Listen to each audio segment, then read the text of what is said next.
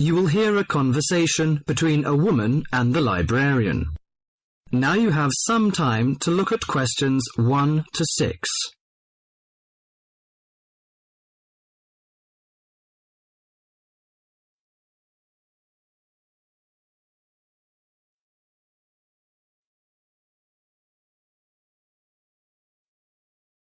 Now listen to the talk and answer the questions 1 to 6.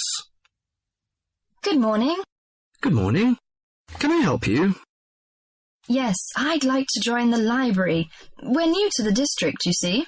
Certainly. Well, all we need is some sort of identification with your name and address on it. Oh dear. We just moved, you see, and everything has my old address. Driving license, perhaps? No, I don't drive. Your husband's would do. Yes, but his license will still have the old address on it. Perhaps you have a letter addressed to you at your new house. No, I'm afraid not. We've only been there a few days, you see, and no one's written to us yet. What about your bank book? That's just the same. Oh dear, and I did want to get some books out this weekend. We're going on holiday to relax after the move, you see, and I wanted to take something with me to read. Well, I'm sorry, but we can't possibly issue tickets without some form of identification. What about your passport? What? Oh, yes, how silly of me. I've just got a new one, and it does have our new address. I've just been to book our air ticket, so I have it on me. Well, that's all right. Your ticket will be ready soon. Okay, how many books am I allowed to take out? You can take 4 books out at a time, and you can also get 2 tickets to take out 3 magazines or periodicals. Newspapers, I'm afraid, can't be taken out. Oh, that's fine. Do you have a record library? Some libraries do, I know. Yes, we do. You have to pay a deposit of $5 in case you damage them, but that entitles you to take out 2 records at a time. That's good. Could you show me where your history and biography sections are, please? Yes, just over there to your right. If there's any particular book you want, you can look it up in the catalogue, which you'll find just around the corner. You can also find a touchscreen information service on level 2. Thank you. Oh, and how long am I allowed to keep the books for? Well, the normal loan period is 3 weeks, with 2 weeks extension. Oh, dear. We're going away for 4 weeks. Can I renew them now? I'm afraid not. You must do that at the end of 3 weeks. I see. Thank you very much.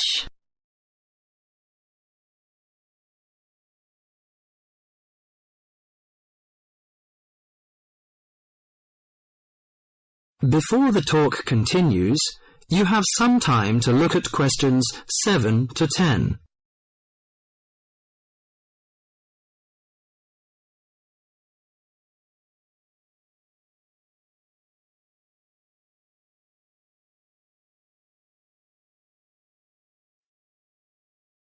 Now listen to the talk and answer the questions 7 to 10.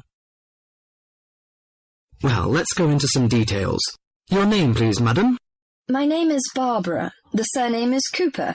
It's spelt as Cooper. Fine. And what's your contact number? If we have new books coming, we can contact you in time.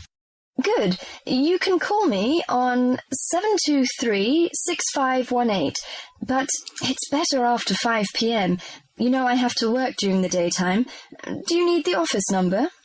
I don't think so. It's enough. Could you tell me the address? I lived in King Road, but of course you need my new address. It's 25 St. Mary Road, Hanwell. That's Hanwell. Is that right? Yes. Do you need the passport number? I just brought it with me. Here you are. Yes, thank you. The number of your passport is G5798-0942. OK, and your ticket is ready. The number is M930123. Thank you. Could I take a look around and check out some books? Of course, as you like.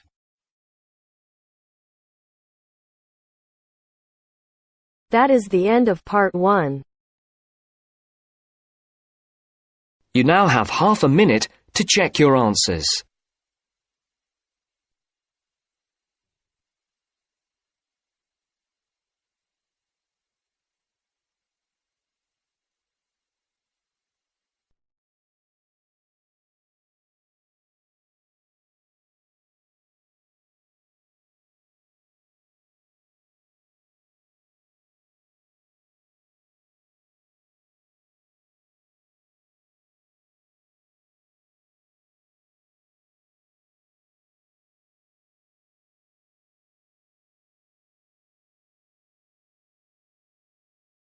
Now turns to part 2.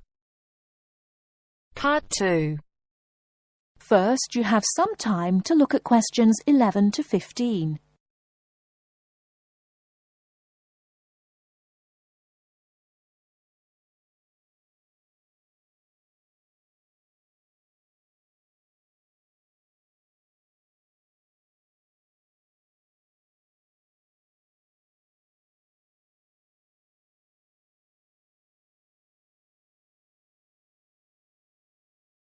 Now, listen carefully and answer questions 11 to 15. Starting at the beginning, you can see the on-off switch just beneath the two lights. Having turned the machine on, these lights now become very important. When the light on the left has gone out, you can begin making coffee, as it means the water is now hot enough. Next to that is the water level light. If this is illuminated, it means the machine does not have enough water. It is essential that you turn the machine off and add more water the moment this light comes on. Otherwise you could damage the heating element. Once you have checked that both the heater light and the water level light are off, make sure the filter holder, that's the part with the handle just under the control panel, is in place. Once you have your cups ready, it is time to press the coffee delivery switch. That's the button just above the filter holder beside the boiler meter. Remember to take a quick look at the meter as it tells you the exact temperature of the water. On both the left and right hand side of the machine, on the same level as the filter holder, you can see the steam pipes used for heating milk. These steam taps need to be cleaned regularly to avoid blocking. And finally, if you do spill any coffee, don't worry. Just make sure that the drainage pipe at the bottom of the machine is leading into a sink or a suitable waste container. As with the steam taps, the drainage pipe needs regular cleaning.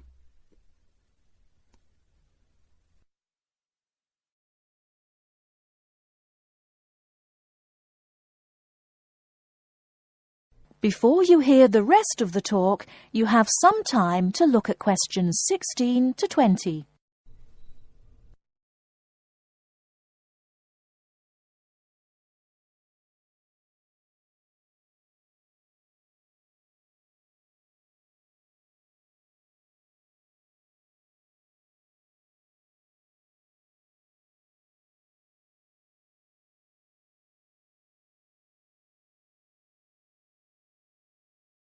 Now listen and answer questions 16 to 20. First and most importantly, I'll tell you where you should go from tomorrow for your lectures and classes. The Health Sciences building is on the west side of the campus, opposite the library, beside the History Department. As you are probably aware, there are 6 modules to the course, which will take a year to complete. That's 2 modules each term. In the first module of this term, you will be looking at current laws with regard to health and safety in the workplace. Don't forget that as you progress through the course, you should be building your thesis. This will need to be completed by the end of the year. Coursework will also be credited to your final grade, but the most important part of the course is the thesis. Now, the final thing I want to tell you, and again you should know this, is that there will be a number of guest speakers throughout your course. They will come from a number of different medical backgrounds, but they will all be giving you their views on the relevance of health sciences in their occupations.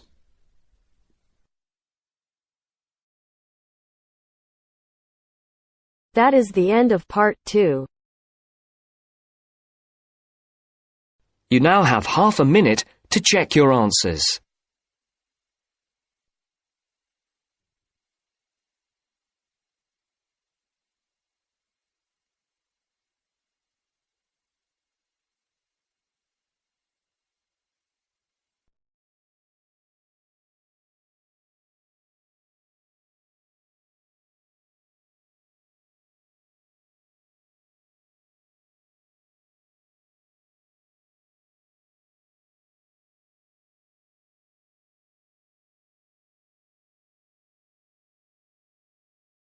Now turns to part 3.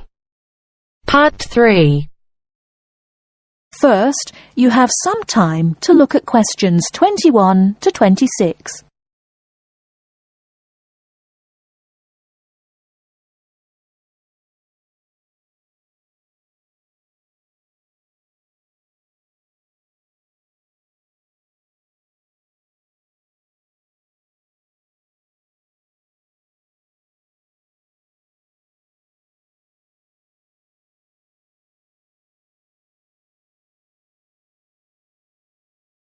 Now listen carefully and answer questions 21 to 26. So, what was it like in your school then, Lynn? Well, South African schools are very different from schools in Australia. For a start, children don't start their schooling until they are 7, quite a bit later than schools in Australia. What about New Zealand, Gail? We're more like Australia. I can't believe children don't go to school until they are 7. When do the parents get any free time? Well, there's still the availability of kindergartens or play schools. It's just that formal education doesn't start until later. I don't think it's such a good idea for children to have to be too academic at such a young age. They should be able to just enjoy themselves. Well, yeah, but the first school children go to isn't really very academic. It's just an opportunity for children to learn a few basic social skills by playing and learning with other children. Yes, I'd agree with that. I guess being so close, Australian and New Zealand schools must be similar then. Well, I suppose they do share a lot of similarities, but there are also some differences.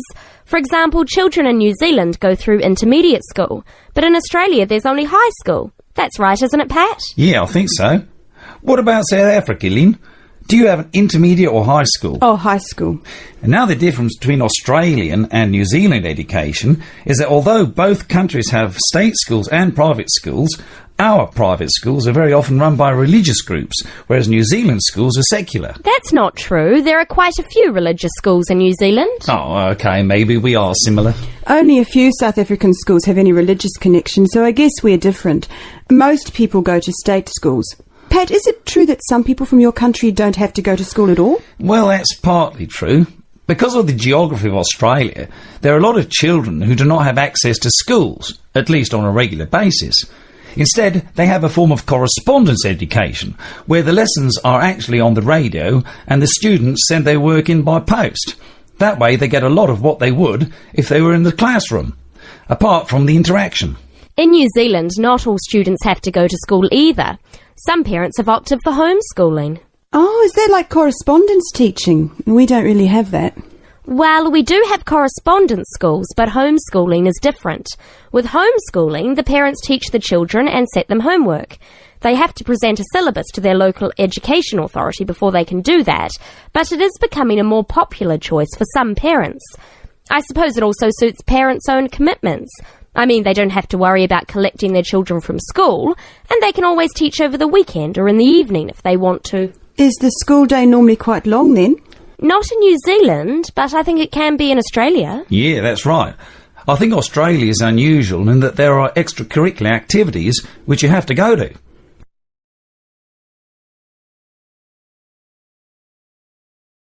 Before you hear the rest of the talk, you have some time to look at questions 27 to 30.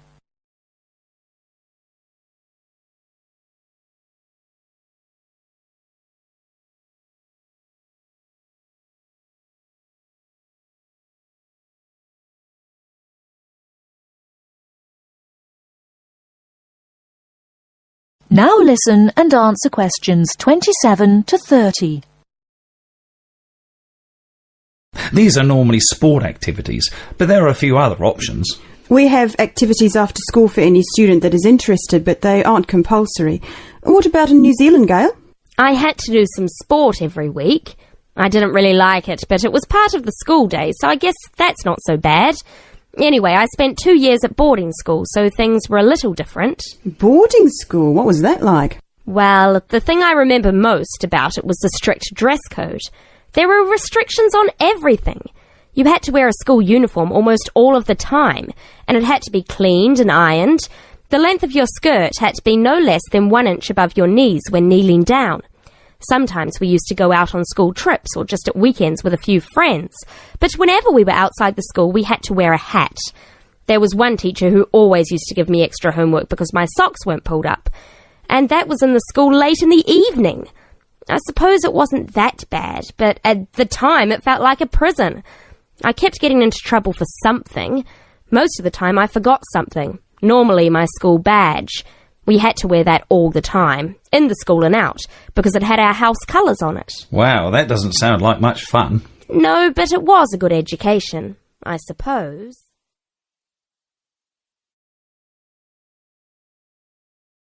That is the end of part 3.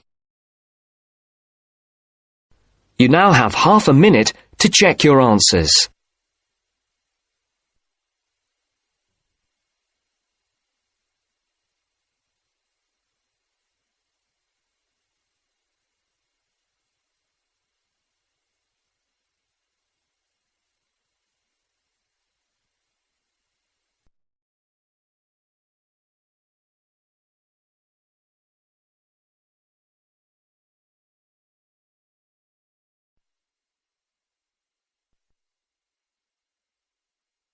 Now turns to part 4. Part 4. You will hear a talk on seasonal affective disorder. First, you have some time to look at questions 31 to 40.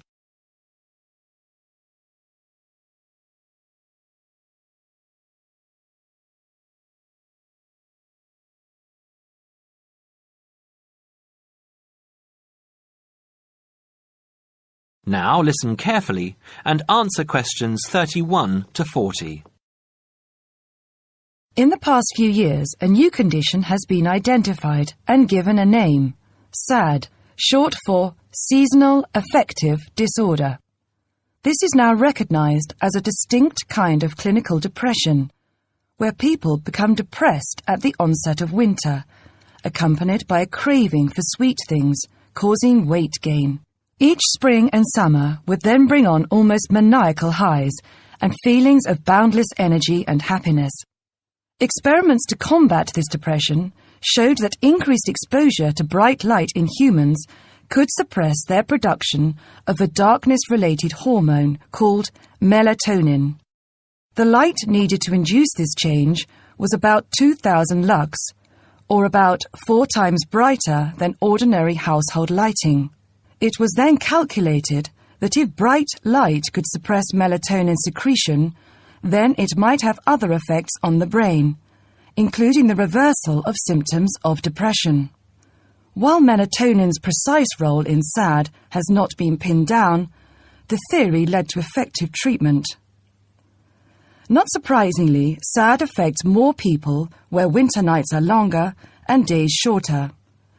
In the UK, an estimated 500,000 adults develop full-blown SAD in winter, and twice this number suffer the milder condition called subsyndromal SAD. About 80% of sufferers improve when given light therapy, and improvement usually comes within 2 to 4 days. Scientists are still unsure why winter depression happens, but more than a decade of research has turned up some surprising findings. Nearly 80% of SAD victims are women. Researchers are uncertain why this is so. SAD can affect people at any age, but typically it begins around the age of 20 and becomes less common between 40 and 50. SAD is comparatively rare in children and adolescents, but so far researchers have been unable to come up with a logical reason for this. As many as half of SAD sufferers have at least one family member with depressive illness, suggesting that the depression has a genetic component. Some patients experience shifts in their body clocks when they're depressed in winter. They are morning people at one time of the year and become evening people at another. What is the underlying difference between SAD sufferers and others? A clue can be found in carbohydrate craving, a common symptom. People often become obsessed with chocolate, for example. Carbohydrates alter brain chemistry by increasing the level of a soothing chemical called serotonin, a neurotransmitter that carries signals between brain cells. SAD sufferers crave carbohydrates because they may need serotonin to lift their mood. This craving can be intense, in fact, an addiction. It may be that the serotonin system of the brain has problems regulating itself during the winter. Some SAD sufferers respond well to the drug Prozac, thought to influence the brain's serotonin-using system. Other brain chemicals and hormones probably play a role in winter depression. Another neurotransmitter, dopamine, for example, may be inadequate in certain cases. Researchers hope to uncover clues to SAD's secret by probing similarities between SAD and hibernation. Though no valid link between the two has been established, some SAD patients say they feel like hibernating animals. SAD sufferers tend to put on fat in autumn and early winter, roughly the time when such hibernators as bears and squirrels do. That is the end of part 4. You now have half a minute to check your answers.